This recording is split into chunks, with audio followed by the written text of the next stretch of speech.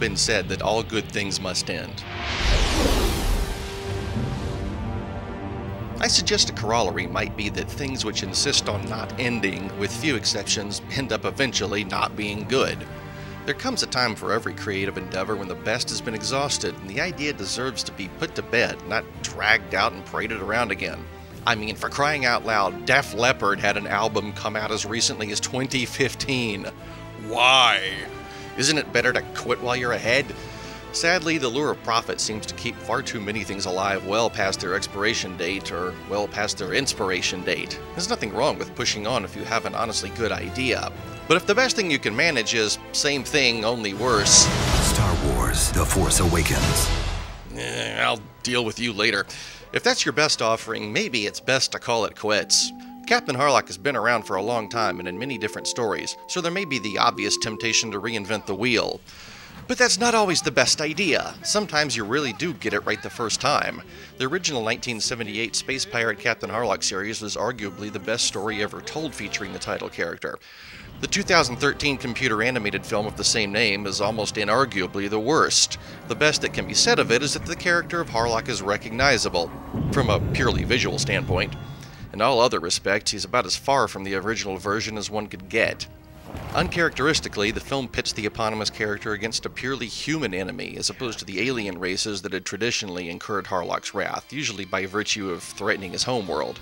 Typically branded an outlaw and considered unwelcome on Earth, Harlock nevertheless put himself and his ship between his home and any outside threat every time. His code of honor included a strong aversion to taking human life.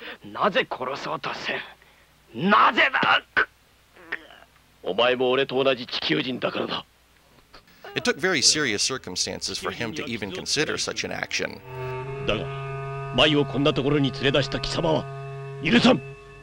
By pitting Harlock against a solely human enemy, this aspect of the character was altogether abandoned.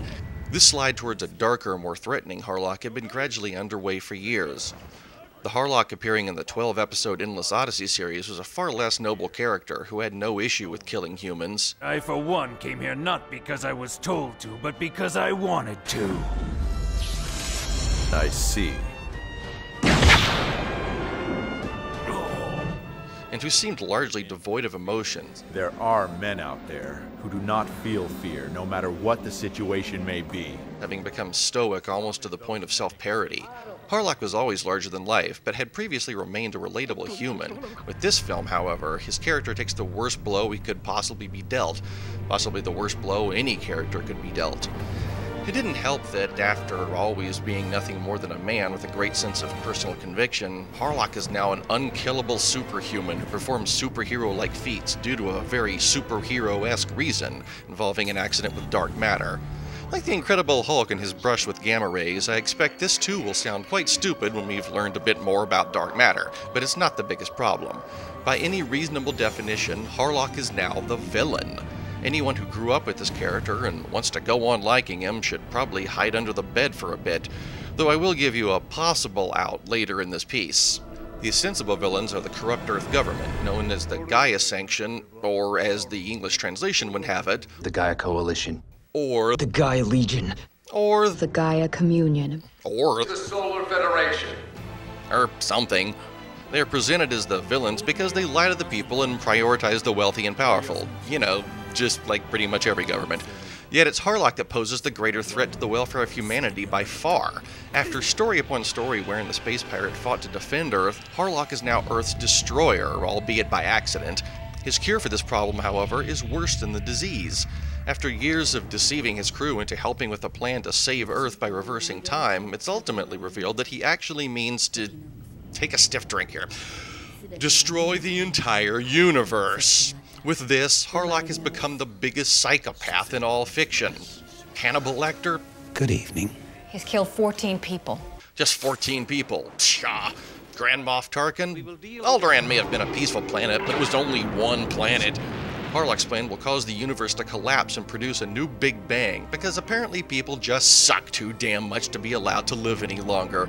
And as for any other life that might be out there, screw them. I've searched for 100 years. There is no other solution. My fucking hero.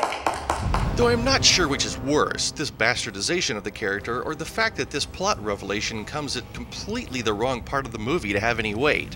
At barely past the hour mark, anyone not already familiar with Harlock won't have had time to become invested enough in him as a person to be shocked at finding out his intentions, which isn't helped by his scant screen time.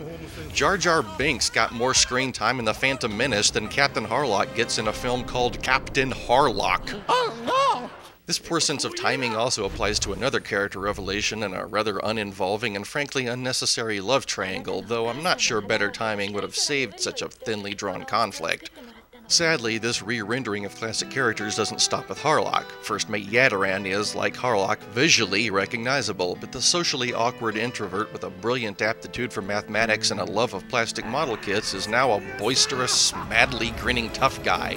It's lunchtime, and the buffet is all you can eat! Yeah! And Kay, the Arcadia's naive young science officer, is now a standard tough chick with two-fisted gunslinging skills who strikes superhero poses and has the personality of an irritable drill sergeant. Come on, move your ass! And don't make me regret this. Mime at least feels familiar, though her character description starts and stops with ethereal. Our young protagonist Yama, filling the Tadashi/Tetsuro role from the animated stories, is really the only one who seems as though he'd belonged in the classic material, though his character arc is more like a sine wave. He begins as a spy for the Gaia whatever, then begins to sympathize with Harlock, then turns Harlock in, then springs Harlock from prison. No one could accuse you of being doctrinaire, could they? Though at least he can be credited for behaving rationally after learning of Harlock's plan, unlike the rest of his crew, who are initially appalled and yet continue to follow him anyway. What is the matter with you? I don't know, Kay. What's wrong with you? You used to have a moral compass. Why are you blindly standing by this head case?